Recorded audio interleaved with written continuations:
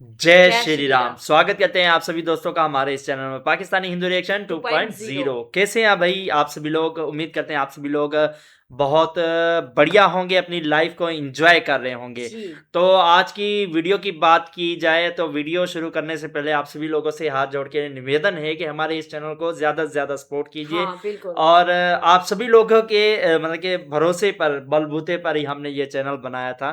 तो अब जो है वो हमारा जो चैनल है हाँ उस पे एक स्ट्राइक आने की वजह से हाँ ये चैनल मतलब कि डाउन होता जा रहा है। तो फिर से आप सभी लोगों की मतलब कि बहुत सपोर्ट की ज़रूरत है। हम्म प्लीज़ हमारे वीडियोस को अपने सभी तमाम दोस्तों और मतलब कि जितने भी अपने ताल्लुक वाले लोग हैं जी उनको अपनी हमारी वीडियो जो है वो अपनी तरफ से शेयर कीजिए ज़्यादा से ज़्यादा लोगों में, ताकि हमारा जो चैनल फिर से अपने लाइन पर स्टेबल हाँ हो जाए। बिल्कुल।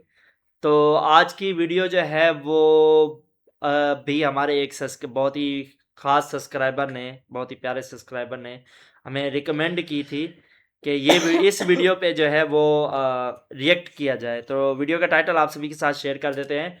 1971 71। 1971 India 71 Pakistan war, Bangladesh the Indo Pakistani wars, how wars. Bangladesh becomes a free nation. ओ, तो ये खान सर की वीडियो है।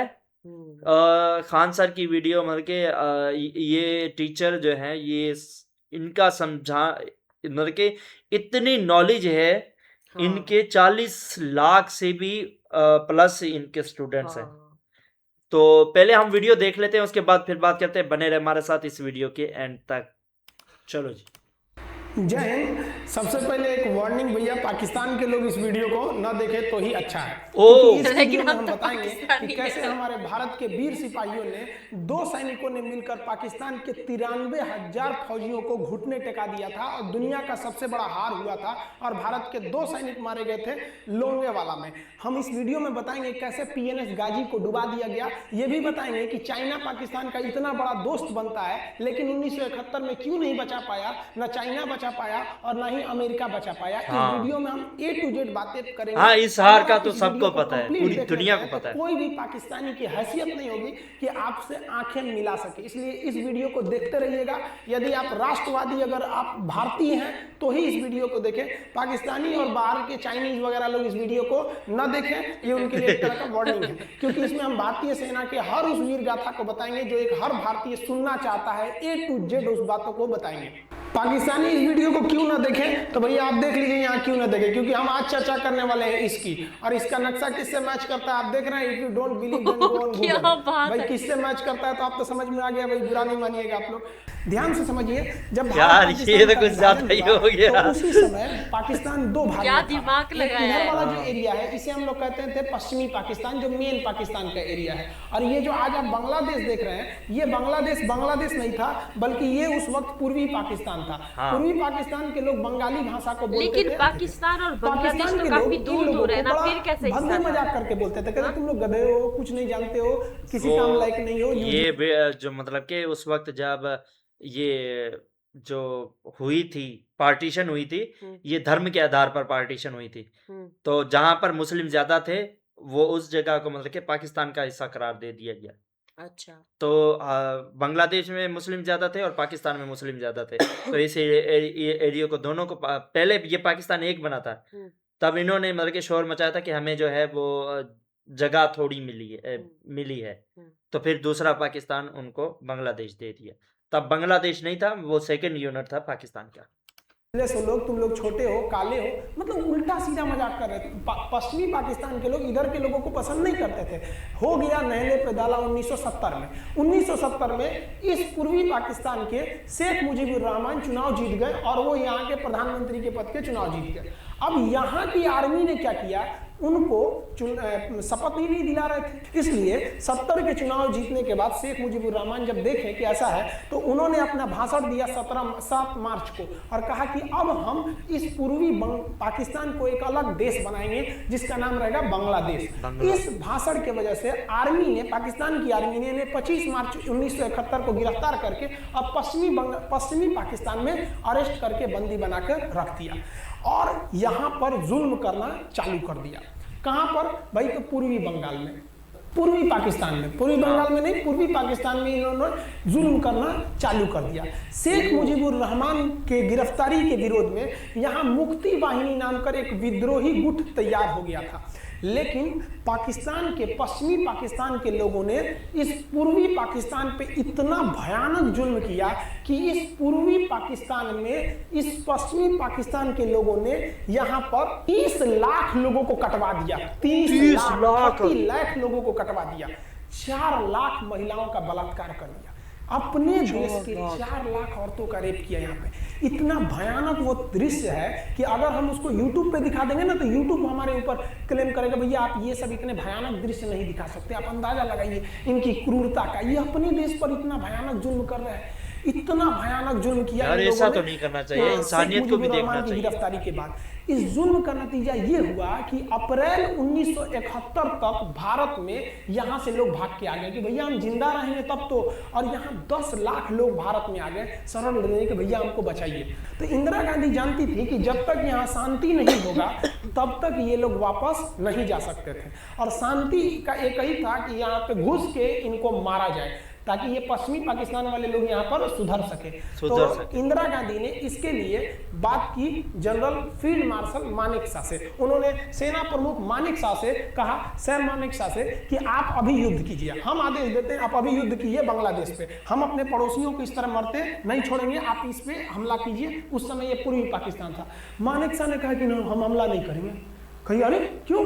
कहा कि आप महीना देख रही हैं, अप्रैल का महीना है। अप्रैल के महीने का मतलब बरसात का दिन सर पे है, और बरसात के समय पूरब का हाल क्या होता है, एकदम भयानक बाढ़ आ जाती है। और उन्होंने एग्जाम्पल भी दिया कि सिकंदर की फौज भी हाथी लेके आई थी और कीचड़ में फंस गई थी कि अगर यहाँ हम लड़ जाते हैं तो यहाँ बरसात रहेगा, हम यहाँ उलझ जाएंगे, ये एरिया सूखा रहेगा, चाइना का ऊपर से एरिया सूखा रहेगा, ये हमला कर देंगे, हमको 3 ओर से लड़ाई लड़ना पड़ेगा। मानेकशॉ ने इंदिरा गांधी से कहा कि आप 2-3 काम कर लीजिए। कब तक के लिए?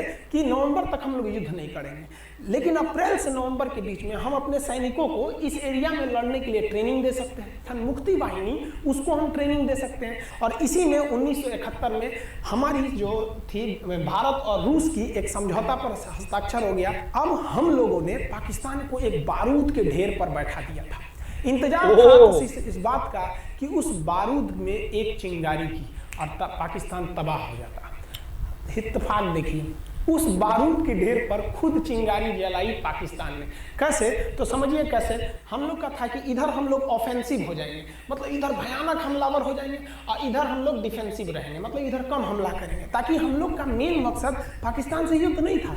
हमारा मेन मकसद था हमारे अपने बांग्लादेशी भाइयों पर जो जुल्म हो रहा था, जो उनकी बहनों को रेप हो रहा था, इतना भयानक किया था वहां पर पाकिस्तानियों ने कि बाप के सामने बेटी का रेप करते थे, और उसके बाद बाप को मार के कहते थे तू भी रेप कर। इतना मतलब मानवता पूरी खत्म कर दिया गया वहां पर। तो भारत ने कहा कि इधर हम डिफेंसिव रहे। पाकिस्तान को यह खबर लग गई कि भारत न इधर कमजोर है। अरे भैया, इधर हम कमजोर थोड़ी हैं, इधर कम सैनिक रखे हैं और इधर हम भयानक रखे हैं, तो इसका मतलब ये थोड़ी है कि हम कमजोर हो जाएंगे। भैया कहा जाता है ना कि सोनार के घर का कचड़ा भी बनिया के बादाम से महंगा बिकता है। देखिए हम लोग ठंडी का इंतजार ही कर रहे थे कि पाकिस्तान ने गलती कर दिया। उसने 3 दिसंबर को अचानक हमला कर दिया श्रीनगर पे, पठानकोट पर, चंडीगढ़ पर, यहाँ पर आगरा हवाई अड्डे पर ताबड़तोड़ हमला कर दिया।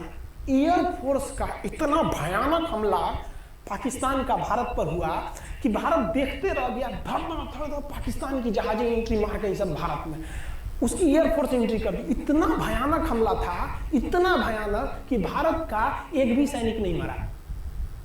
एक भी सैनिक नहीं मरा। अरे भाई, आप यहाँ पर घुस जाएंगे हमारे देश में तो क्या हो जाएगा भैया? मूस मोटइयन लोढ़ा हुई, हाथी घोड़ा थोड़े हुई। भारत इसी का इंतजार कर रहा था। देहात में कहावत कहा जाता है कि रोए के रानी तले अखिए खुदा गई। भैया हम प्लानिंग कर रहे थे कि हमला करने के लिए कि आप हमारे पे हमला करिए दीजिए। अब विश्व का भी दबाव नहीं आएगा हमारे ऊपर कि भैया हमला तो आपने किया है, अब हम लोग छोड़ेंगे नहीं। भारत एकदम दृढ़ निश्चय कर दिया। इसी बीच पाकिस्तान को एक खतरनाक खबर लग गई। क्या थी खबर भाई?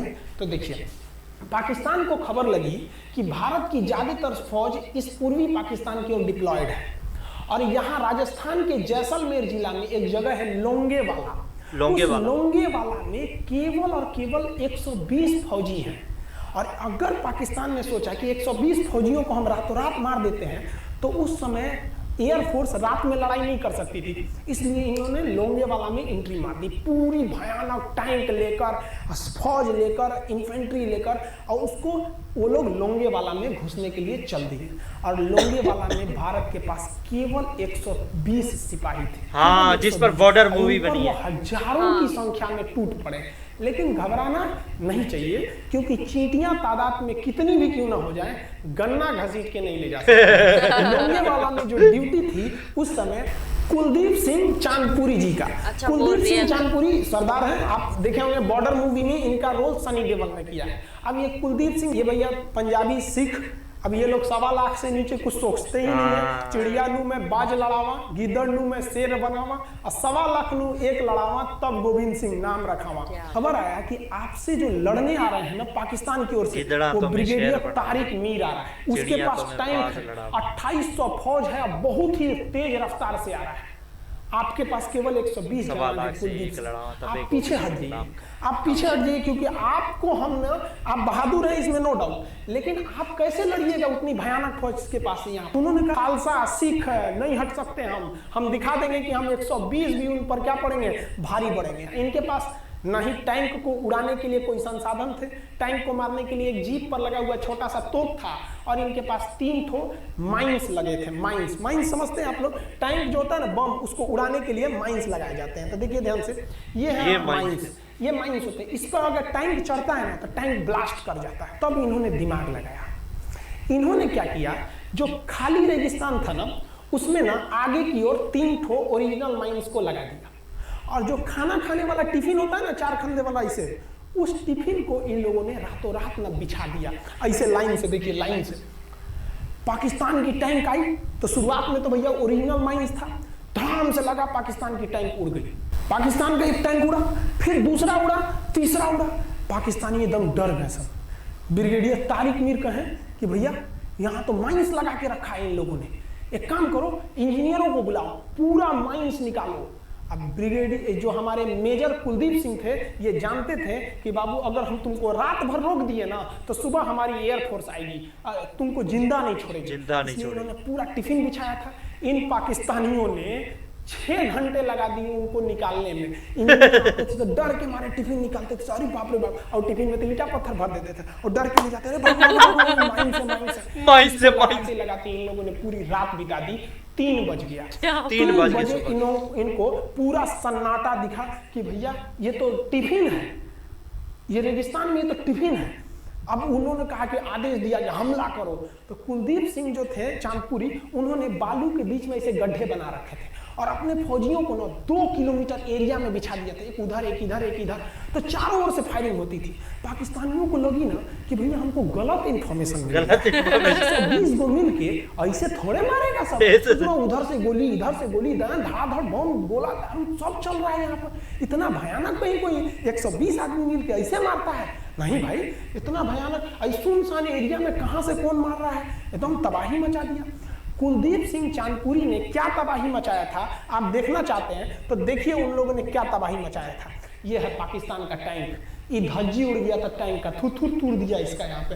ये देखिए टैंक का, पाकिस्तानी देख रहे हैं कि भैया सब चक्का होगा। चांदपुरी साहब कैसा करना चाहिए, ये कोई वीडियो गेम खेल रहे हैं, मार के धज्जी उड़ा दिया। अरे पाकिस्तान बच्चा है, अपने बच्चा है, बिगड़ गया, आराम से इसे हम धज्जी उड़ा दिए बेचारा सब। पाकिस्तान के टैंक को धज्जी उड़ा के उस पर भारतीय सैनिक खड़ा होकर फोटो खिंचवा रहा था। फोटो खींच, उस समय सेल्फी नहीं था ना, आगे से फोटो खींचना, फोटो खींच यहाँ पे। आने वाली पीढ़ियों को ये प्रेरणा, सामने वाला कैमरा नहीं होता था, सुंदर गाड़ी लेके आया था पाकिस्तान मारने के लिए। हाँ बेचारा ऐसे मारा जाता है।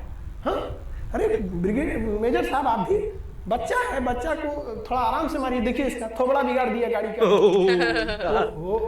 ऐसे नहीं मारना चाहिए, ऐसे नहीं मारना चाहिए। बच्चा बिगड़ जाता है तो धोना ही पड़ता है। ये हाल कर दिया रात भर में। सोचिए रात में इतना बुरा मारा, दिन में दिखता तो कुछ डाल दिया, एकदम भयानक तबाही मचा दिया मेजर कुलदीप सिंह चांदपुरी ने। इनके आगे कौन खड़े थे? ब्रिगेडियर पाकिस्तान के ब्रिगेडियर साहब। ब्रिगेडियर साहब को कहने लगे भैया ये तो बहुत ऐसे डर के माहौल में वो कुछ ज्यादा ही डर गया। सुबह और सुबह के वक्त हमारे जो हंटर जहाज थे, उस समय जो जहाजें थी वो हंटर जहाज थी। ये हंटर जहाजें रात में नहीं उड़ सकती थी, लेकिन दिन में उड़ सकती थी। रात भर तक कुलदीप सिंह चांदपुरी ने ऐसा कूचा पाकिस्तानियों को, इतना कूच दिया कि भोर हुआ तो बाकी का कसर पूरा कर दिया हमारे हंटर विमानों ने। ये हंटर विमान जब आए सब, तो इतना भयानक तबाही मचाए सब पाकिस्तान के जहाजों का कि आप हुलिया देखेंगे ना, पाकिस्तान के टैंक का ऐसे पड़ गया, ये सब टैंक पूरा तबाह हो गया, सब पूरी तरह ध्वस्त हो गया। और ये अब उधर म्यूजियम के तौर पर भी रखे हुए हैं। 3 तारीख को टैंक। पाकिस्तान ने हमले की शुरुआत की और ये 4 तारीख का शकल देखिए पाकिस्तान का। इतना भयानक धज्जी उड़ा दिया पाकिस्तान का जिसका कोई हद नहीं। पाकिस्तानियों को दुम दबा के भागना पड़ा। ब्रिगेडियर साहब भागे, कहें कि भाग भैया न तो ये सब जान ले लेगा सब। हम लोगों ने पाकिस्तान के टैंकों को अपने यहाँ रख लिया है म्यूजियम में। आज म्यूजियम में, बस मैंने कहा था ना, टैंकों को डर के मारे पाकिस्तानी छोड़ के भाग गए। भागो भाई यहाँ पर। ये क्या है? 120 ये पाकिस्तानी टैंक जो है वो इंडिया ने पकड़ लिए थे। टैंक तो है हिंदुस्तान ये, के लोग क्या लड़ेंगे? अरे बांस भैया हम चीन पे वीडियो बनाए थे, आप पे नहीं बनाए थे, जो आप लोग हम लोग को बोल रहे थे कि पाकिस्तान हिंदुस्तानियों की औकात नहीं। देखिए अभी हम आपको औकात दिखाते हैं आपकी। ये आपका टैंक है, आके ले जाइए, हिम्मत है तो लेके जाके दिखाइए यहाँ पर। हाल तो ये हो गया था ना कि हम लोगों ने जो पाकिस्तानियों की जान ली थी ना, डर के मारे वो लाश उठाने नहीं आए थे, लाश को गिद्ध खा गए थे सब। हम लोग बोल रहे थे कि भैया हम गोली नहीं चलाएंगे, लाश लेके चल जाओ। हम नहीं जाएंगे। रेगिस्तान को कब्रिस्तान बना दिए। रेगिस्तान को कब्रिस्तान हम हमला करने आए थे। शुरुआत तो तुमने किया था यहाँ। हाँ, शुरुआत गिद्ध खाए थे सब, सफाई वफाई का काम ये किए थे सब। अब पाकिस्तान हम लोग को धमकी देता है। आज भी वो नहीं सुधरे हैं। आज भी हमने जो चाइना पे वीडियो बनाया था उस पर वो हमको धमकी देता है कि भारत की आर्मी कुछ नहीं कर सकती। अरे भैया आप सोचिएगा भी मत, अभी के समय में तो मत सोचिएगा। जानते हैं क्यों? देख लीजिए इधर अभी कौन बैठा है भारत में, समझ में आ रहा है? आप लोग तो पहले पाकिस्तान वाले लोग इस बात पर रिसर्च कीजिए कि इनमें ज्यादा खतरनाक कौन है आपके लिए। दोनों ही खतरनाक हाँ। है। हमको तो यही ज्यादा खतरनाक लगते हैं। हाँ, मुझे भी वही लगते हैं। तो अभी देखिए हाँ जी, ध्यान से, अमित शाह। यहाँ पर पाकिस्तान ने जो हार हुई थी लोंगेवाला में, ये हार में पाकिस्तान की तो कमर टूटी और पाकिस्तान का पूरा मनोबल टूट गया कि ससुरा 120 को मिलके 120 बंदों ने हरा दिया। भयानक धो जाता है। 3000 से भी ऊपर की फौज थी। 3 तारीख को, 4 तारीख को हमने धो दिया। अब बचा नेवी। नेवी कही कि भैया आर्मी को मौका दिए, एयरफोर्स को मौका दिए। रात में आर्मी धोई, सुबह में एयरफोर्स धोई। हम नहीं धोएंगे क्या? हम भी धोएंगे।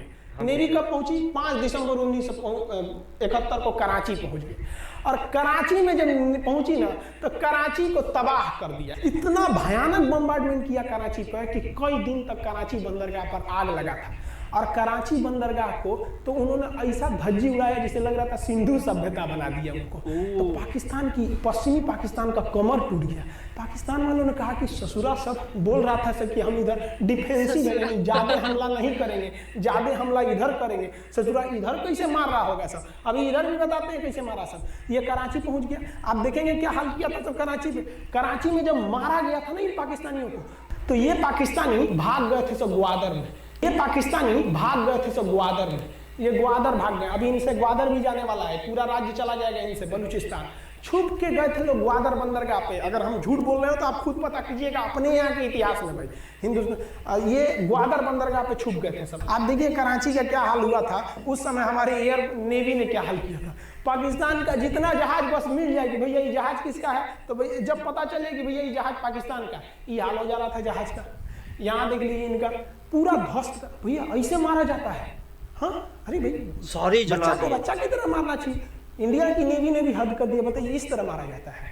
हाँ, यहाँ देखिए नेवी ने सोचा हम पीछे रह गए, हम भी क्यों पीछे रहे? बिगड़ गया है तो थोड़ा सा आराम से न मारिएगा। कि देख रहे हैं इस तरह से मारा पूरा पाकिस्तान के। कराची बंदरगाह उड़ गया। तो पाकिस्तान का तो इधर से तो पूरा का पूरा धज्जी उड़ा दिया। अभी शुरुआत हुई युद्ध के केवल 2 दिन हुए हैं। आप दिल थाम के रखिए, अभी युद्ध लंबा चलने वाला है। 3 दिसंबर को स्टार्ट किए, 4 दिसंबर को हम लोग लोंगेवाला धो दिए, अब 5 दिसंबर को कराची। अब पाकिस्तान ने ना भारतीयों को तबाह करने के लिए भारत का सबसे खतरनाक जहाज था INS विक्रांत। INS विक्रांत को बर्बाद करने के लिए ना इसने यहां से भेज दिया INS PNS गाजी को। गाजी एक पनडुब्बी थी, उसको आदेश दिया गया कि जाके मार के आओ। किसको? विक्रांत को। क्योंकि अगर विक्रांत जहाज डूब जाता तो वाकई उस समय हमको युद्ध जीतने में बहुत दिक्कत आ जाती। तो ये गाजी कैसे डूबा, इसको हम लोग एगो खराब जहाज से मार दिए। तब इधर समझते हैं कि जब उधर इतना भयानक धोए हैं तो इधर कितना बुरा धोए होंगे, इसको बारे में हम लोग समझते हैं। भारतीय सेना अब पूरब की ओर क्या क्या काम की, इसको ध्यान से समझिए। ये मुक्ति वाहिनी जो थी बांग्लादेश की, वो अंदर ही पाकिस्तानी फौजियों को मार रही थी गली कुची में दौड़ा दौड़ा के, क्योंकि इन पाकिस्तानी फौजियों ने वहां पर रेप किया, मर्डर किया, और इनका साथ दे रही थी इधर से हमारी इंडियन आर्मी और ऊपर से हमारा एयरफोर्स। ये तबाह कर दिए थे, इनको भागने के लिए भी जगह नहीं था। और इसी में इनका सबसे बड़ा सरदर्द बन गया था इंडियन नेवी, क्योंकि इनको जो मदद थी, देखिए ये पूर्वी पाकिस्तान है, इनको मदद जब भी मिलेगी तो इधर से ही मिलेगा। अब बताइए, यहाँ से तो कोई जाएगा नहीं, बेवकूफ भी नहीं होगा जो इधर से मदद करने जाएगा। रास्ते में एयरफोर्स मार के गिरा देती थी, ट्रक वगैरह जाएगा नहीं, तो नेवी से ये इन लोग मदद देते थे। भैया यहाँ पे जो इनके फौजी लड़ रहे थे उनको खाना पीना भी खत्म हो गया था। अब इनको बर्बाद कर दिया भारत। आईएनएस विक्रांत, आईएनएस विक्रांत उस समय का बहुत बड़ा जहाज था इस साउथ एशिया के देशों का, और यहाँ से उस इतना बड़ा जहाज था कि उसके ऊपर से लड़ाकू जहाजें उड़ती थी।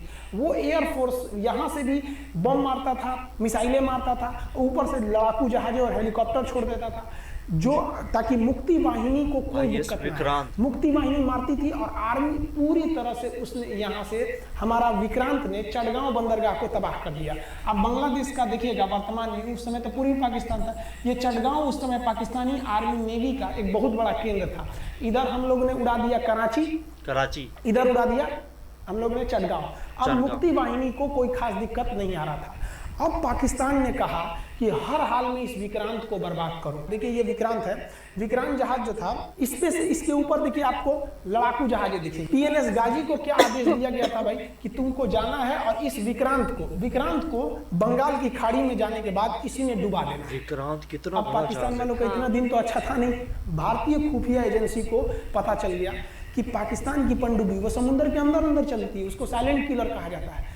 पाकिस्तान की पनडुब्बी चल दी है पश्चिमी पाकिस्तान से बंगाल की खाड़ी की ओर, ये अरब सागर से बंगाल की खाड़ी की ओर चल दिया। अब विक्रांत को बचाना हर हाल में जरूरी था, इसलिए हम लोग विक्रांत को छुपा दिए, मतलब थोड़ा सेफ्टी दे के रखने लगे। और इस पीएनएस गाजी जो था, पीएनएस गाजी को देखेंगे, पीएनएस का मतलब था पाकिस्तानी नेवल शिप, पीएनएस गाजी, ये मारने आ गया किसको, विक्रांत को। इस पीएनएस गाजी को अगर कोई मार के डुबा सकता था तो वो था आईएनएस राजपूत।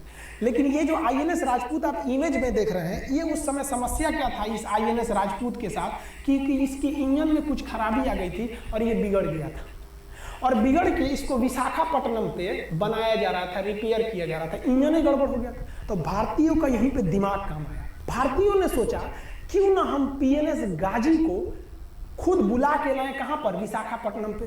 तो लोगों ने कहा कि भैया ये आएगा विशाखापट्टनम में, कि आओ आईएनएस राजपूत हमको मार दो। तो कहा कि नहीं, देखिए कैसे आएगा।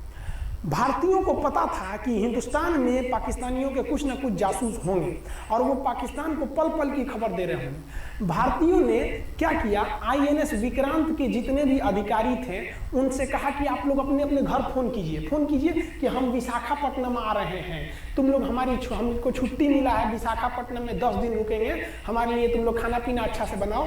लड़कों से उन लोगों को खबर खिला दिया। विशाखापट्टनम में जितने मछुआरे थे उनको कहा गया कि आप लोग हट जाइए, बहुत बड़ा जहाज आने वाला है, बहुत बड़ा जहाज विक्रांत आ रहा है, यहाँ पे आप लोग खाली कर दीजिए, आईएनएस विक्रांत आ रहा है। यहाँ पर क्या किया गया, इतनी बड़ी केव, बहुत सारे फल सब्जी अंडा ब्रेड, कि भैया ये इतने बड़े जहाज के लिए जा रहा है, 6 महीने का खाना चाहिए। ये खबर आग की तरफ फैल गई पाकिस्तानियों को। अब पाकिस्तान में खबर लग गई कि भैया आईएनएस विक्रांत यहाँ नहीं है, आईएनएस विक्रांत विशाखापट्टनम पे है। अरे बकलो, विशाखापट्टनम पर पीएनएस गाजी की मौत यमराज इंतजार कर रहा था।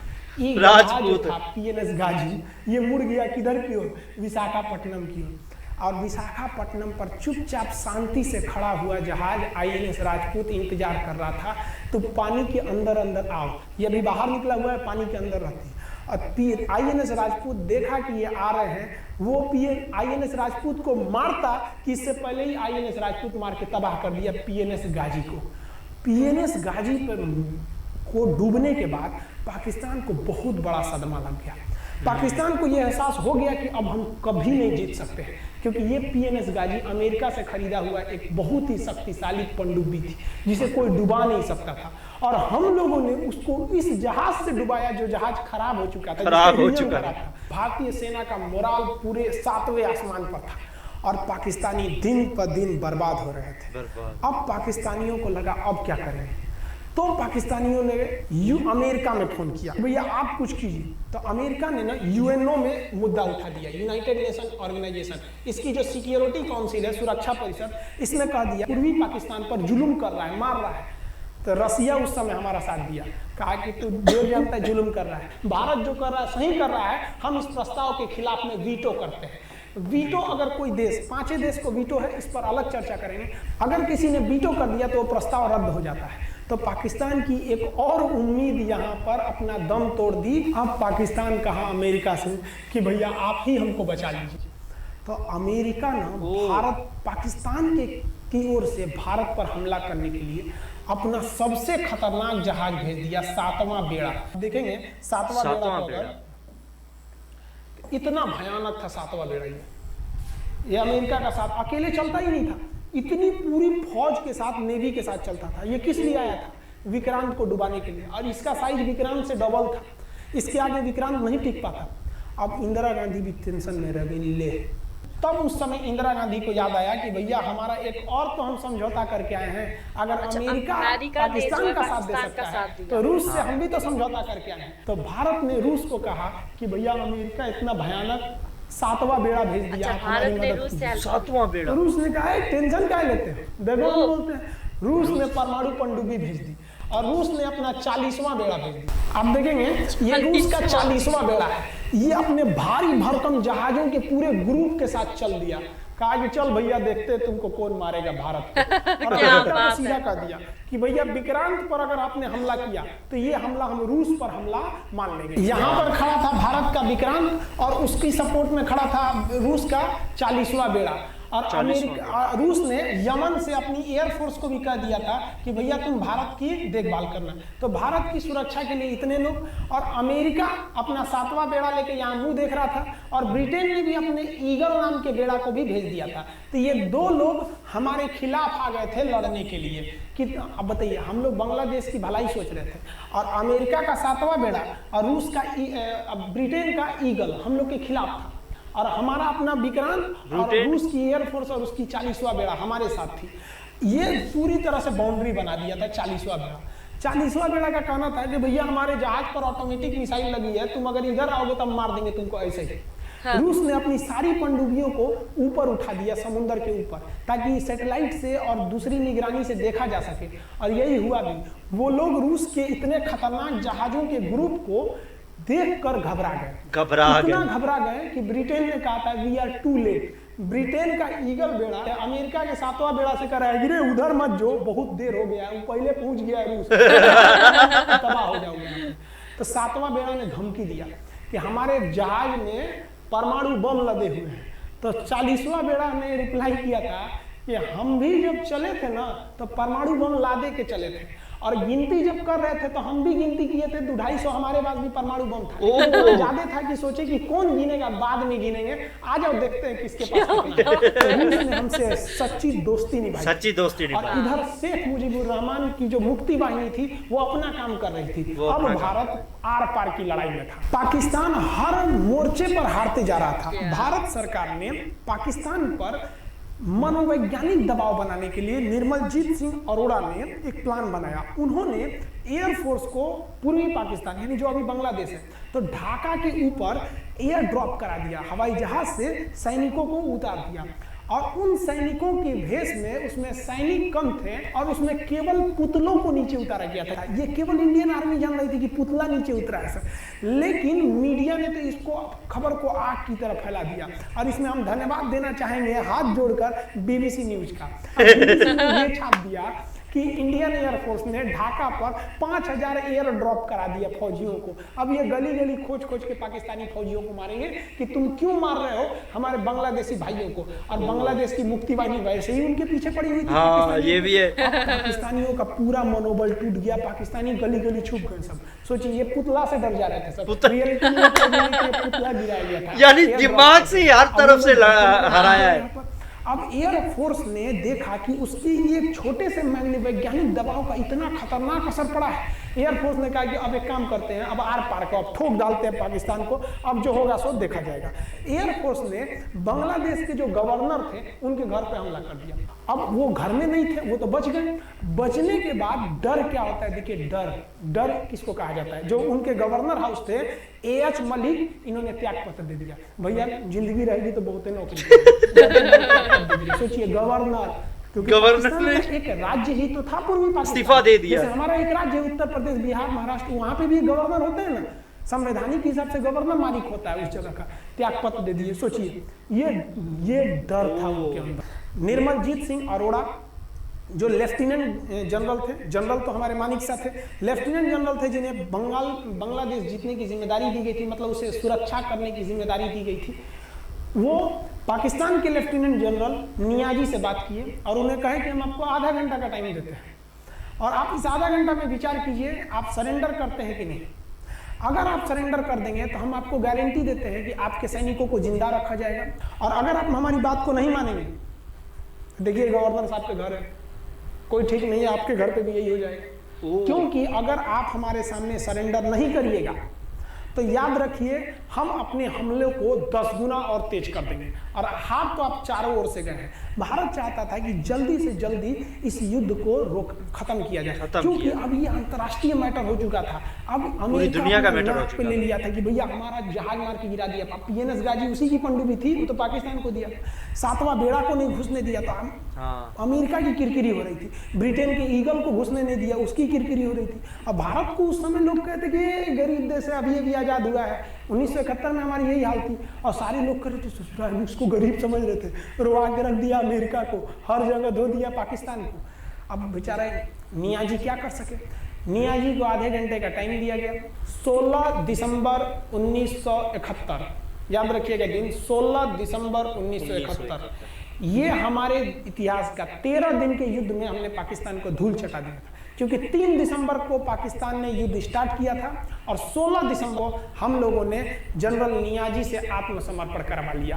और आत्मसमर्पण आप देखना चाहेंगे जनरल नियाजी का। जनरल नियाजी इन्होंने हमारे लेफ्टिनेंट जनरल निर्मलजीत सिंह अरोड़ा के सामने आत्मसमर्पण साइन किया, और साइन करने के बाद बांग्लादेश के ढाका रेस कोर्स में इन्होंने साइन किया, और इनकी आंखों में आंसू था। एक देश के सेनापति के लिए इससे शर्म की बात क्या है, जो गिनीज बुक में नाम रिकॉर्ड करा दिया। गिनीज बुक में कैसे, देखिए पाकिस्तान के लोग हम चाइना के वीडियो बनाए थे, उस पर कमेंट कर रहे थे कि इंडियन आर्मी कुछ नहीं कर सकती। देखो बांग्लादेश तुम्हारी बहादुरी का जीता जागता उदाहरण है। तुम्हारे यहाँ का 93,000 फौज, 93,000 सैनिक पूरी दुनिया में आज तक आत्मसमर्पण नहीं किया।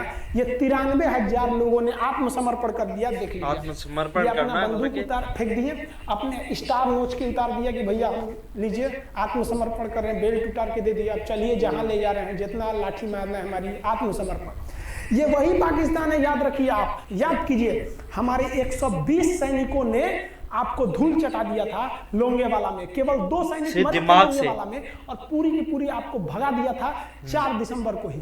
और आप याद कीजिए, बहुत बहादुर बनते हैं ना, 93,000 फौज आपकी हार के गई है यहाँ से। इतना बड़ा हार दुनिया में आज तक कहीं का नहीं हुआ है। 93,000 सैनिक सरेंडर करके गए हैं भारत के सामने से। क्या बात कीजिएगा आप हमारे सामने। तो ये है, गिनीज बुक में नाम है। ये तो है भैया पाकिस्तान की आर्मी, एक तरह से गिनीज बुक में नाम है ना जी।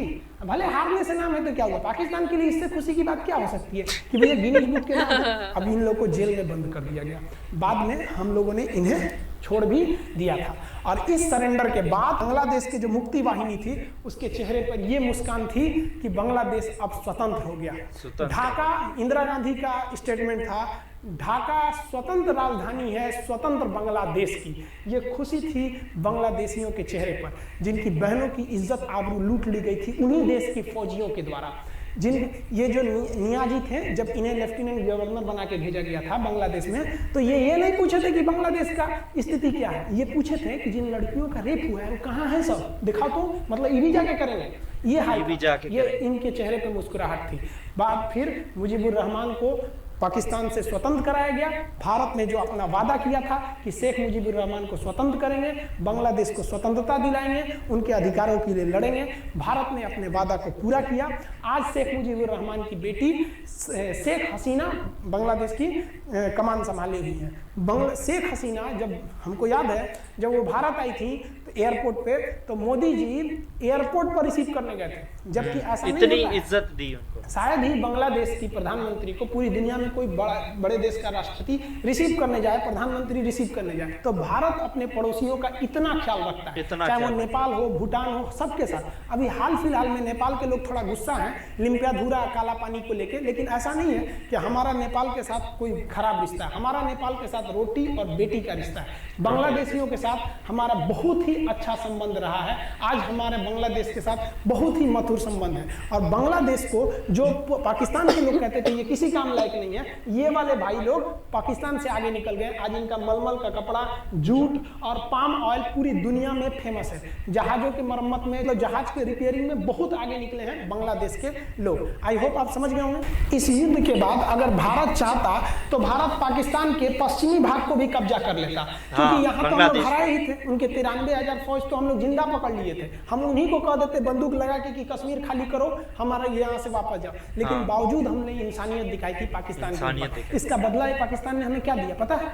26/11 हम संसद भवन पर अटैक, तो कभी अमृतसर में अटैक, कभी मुंबई में बम ब्लास्ट, कभी 26/11 का हमला, ये सब हुआ। हम चाहते तो उस वक्त भी जीत सकते थे। ये पाकिस्तान वाले आप जो कहते हैं कि हम बहुत बहादुर हैं, भारतीय सेना हमारा क्या कर सकती है, तो भारतीय सेना की रहमो करम पर आप लोग जिंदा थे, वरना 1972 में ये जो सेना थी ना 71 में, आप लोग को कहीं का नहीं छोड़ती। आप हिंदुस्तान के व्यूवर्स आप लोगों से भी कहते हैं कि एक लाइक तो बनता है इस सैनिकों के लिए, हमारे लिए नहीं, हमारे इस चैनल के लिए। कभी नहीं कहेंगे कि खान जी रिसर्च सेंटर चैनल को आप सब्सक्राइब करिए, लाइक करिए, हम ये कभी नहीं कहते हैं। लेकिन हम ये जरूर कहते हैं कि आज एक लाइक बनता है हमारे इन वीर सिपाहियों के लिए जो आज भी सेना के लिए डटे हुए हैं। और ये पाकिस्तान इस देश की सुरक्षा के लिए डटे हुए हैं। से कहते हैं आप हिंदुस्तानी हैं तो इस वीडियो को जितना से ज्यादा शेयर करना है आप शेयर कीजिए, ताकि आपके बच्चों तक को ये पता चल सके कि हमारे सैनिक कितने बहादुरी हैं, कितने बहादुरी से लड़े थे हमारे सैनिक, कितने बहादुर हैं।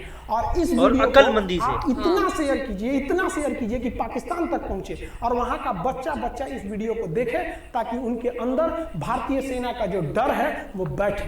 ये डर जरूरी है उनके अंदर, ये डर उनकी हड्डियों तक जाना चाहिए। और हाँ, कोई भी देश के हो, हर देश को अपने सैनिकों के लिए। तो जी ये थी आज की हमारी वीडियो। अच्छा, बहुत ही कमाल की वीडियो थी। तो ये इस तरह से ये मामला हुआ था, इस वजह से ये बांग्लादेश जो है वो आज़ाद हुआ था। और मतलब कि 93,000 सैनिकों को सरेंडर करवाना कोई आम बात नहीं है, दुनिया की सबसे बड़ी हार है। हाँ। और ये तो बात सच है, जब कोई मतलब कि अगर किसी पर गलत करता है तो उसके साथ भी अच्छा वो ये सोचेगा ना कि मैं किसी के साथ गलत करूंगा तो मेरे साथ अच्छा होगा।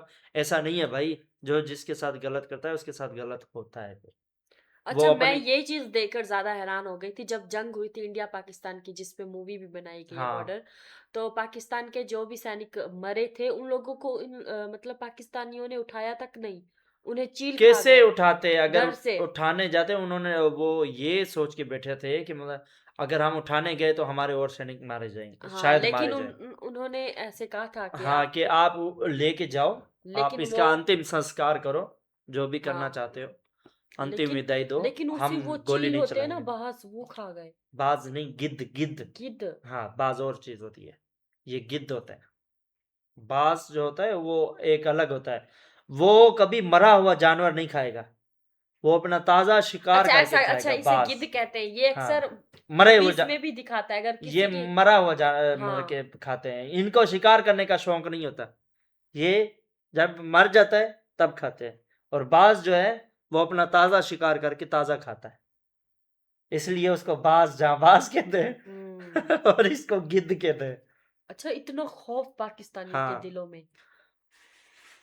और अच्छा, ये अपना जो बांग्लादेश की इस वक्त स्थिति है, वो मतलब कि एहसान फरामोश हो गया है, मतलब कि हाँ भारत बिल्कुल। का इतना उन पर एहसान है, वाकई में अगर चाहते तो वो कब्जा कर सकते थे, उन्होंने हाँ बिल्कुल। जीत लिया था। हम्म इतनी सेना, इतना उनके पास उस वक्त मतलब कि बल भी था, और ये अपना सेना से भी जीत लिया, हर चारों तरफ से तो घिरा हुआ था बांग्लादेश, वो चाहते तो कब्जा कर सकते थे, बिल्कुल। पर उन्होंने इंसानियत की मतलब कि वो सबसे पहला इंसानियत जो होता है ना, उसका वो ऊपर दे जब किया। बांग्लादेश की प्रधानमंत्री गई थी, इंडिया जब गई थी, मोदी जी खुद उन्हें मतलब एयरपोर्ट से लेने आए थे, हाँ इतनी रिस्पेक्ट दी। लेकिन आज जो है, जैसा सिला दिया है बांग्लादेश ने हाँ, पाकिस्तान इसको, भारत को, तो वाकई मतलब पीठ में खंजर खोपने का काम हाँ किया उसने।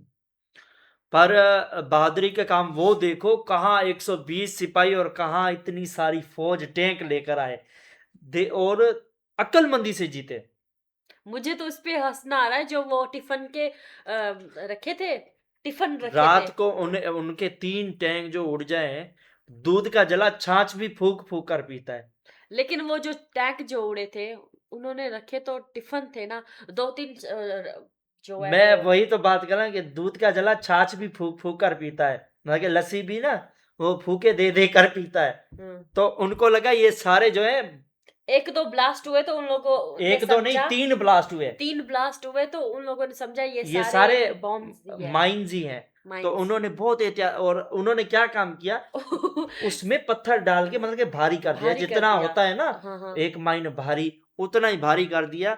तो वो इतने तो प्यार से उन लोगों को ऐसा लगे कि ये माइंस दिन ही है। दिन होता तो पता चलता ना, वो तो हाँ रात थी। हाँ। अब रात में वो इतने संभाल संभाल के रखे, पर फिर बाद में पता चला कि ये तो सारे टिफिन है। खान सर का मतलब बात करने का ऐसा लहजा होता है कि हाँ, हंसी बहुत वो आती है। हंसा हंसा के मतलब हाँ कि ये बात, ये अच्छा, ये हंसाने की बात अलग, लेकिन ये वाकई में आप दुनिया में कोई भी काम करते हो, कोई भी जंग जीतते हो, वो आपकी दिमाग की और अकल की वजह से जीतते हो। यहाँ हाँ बिल्कुल। आप, आपके पास अकल नहीं है, आप कुछ भी नहीं कर सकते। हम्म। तो ये होता है। और भाई इसमें तो यार बहुत बड़े बड़े राज खोले, 4 लाख लड़कियों का यार रेप कर हाँ मैं दिया। भी वही कहने वाली थी। ये तो इतना जुल्म तो आज तक किसी ने, किसी और और देश ने किसी और देश पर हाँ, किया ही नहीं होगा। और मतलब बेटी का जो है रेप, वो उसके पिता के सामने किया हाँ, जाता फिर था। उसको भी मारते कि तुम भी हाँ रेप करो आप, यार इतनी, बेटी का। इतनी यार निर्लजता। ओ, तो लेकिन आज ये सुनकर बहुत दुख हुआ हाँ बहुत दुख हुआ, ऐसा नहीं कि करना यार चाहिए था। ऐसा इंसानियत, आपके अंदर इंसानियत तो होनी चाहिए ना। आप हाँ भले ही आप, पहले करते थे, लेकिन अब ऐसा कुछ नहीं होता यहाँ हाँ, पे। अब नहीं, अब अब नहीं भगवान होता। करे कहीं नहीं होगा। हाँ लेकिन जो भी है, अच्छा नहीं हुआ था, लेकिन भारत ने फिर भी साथ दिया, सबको शांत कराया। अच्छा, इतना मतलब कुछ हो गया था, फिर भी भारत ने जो है वो बांग्लादेश का साथ दिया। लेकिन इतने एहसान भारत ने बांग्लादेश पे किए, और बांग्लादेश जो है वो भूल चुका है इन बातों को, हम्म और भारत को ये सिला दिया है हम्म जो भी वाकया हुआ था और हमारे। बांग्लादेश को स्वतंत्रता दिलाई, और बहुत सारे मतलब के उन्होंने ये एकता की मिसाल कायम रखी कि वो भारत जो है अपने पड़ोसियों का जो है ध्यान रखता है, ध्यान रखते हैं। ख्याल रखता है, और जो अगर कोई तंग करता है तो उसे छोड़ता नहीं। हम्म। तो बहादुरी की मिसाल कायम हुई। उम्मीद करते हैं आप सभी को आज की वीडियो वीडियो बहुत ही बहुत पसंद आई लंबी होगी बन भाई। गई है। लंबी तो बनी, लेकिन इसमें समझने को बहुत हाँ कुछ था। बिल्कुल। तो उम्मीद करते हैं आप सभी को वीडियो पसंद आई, तो वीडियो पसंद आई है तो वीडियो को लाइक कीजिए, शेयर कीजिए अपने सभी तमाम दोस्तों में, कमेंट जरूर कीजिएगा। और इसी के साथ अगर आप हमारे चैनल पर नए हैं तो हमारे चैनल को सब्सक्राइब कीजिए, बेल आइकन जरूर दबाइएगा। मिलते हैं नेक्स्ट वीडियो में, तब तक के लिए जय श्री राम।